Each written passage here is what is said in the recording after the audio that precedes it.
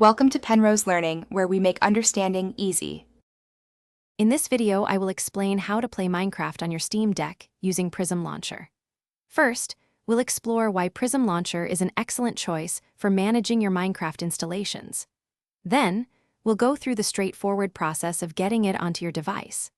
This setup allows you to enjoy the full, moddable Java edition of Minecraft, bringing countless hours of adventure directly to your portable gaming experience, all without complex workarounds.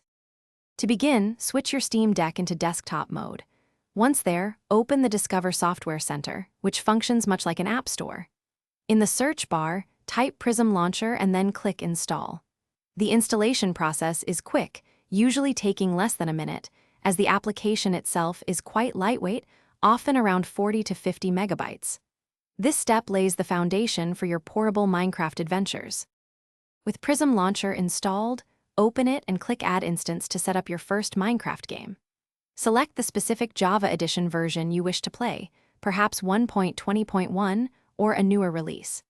It's crucial to allocate enough RAM for optimal performance. We recommend setting it to 4 to 6 gigabytes.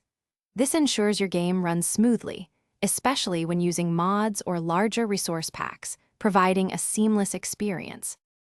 Finally, to play Minecraft directly from your Steam Deck's gaming mode, add Prism Launcher as a non-Steam game.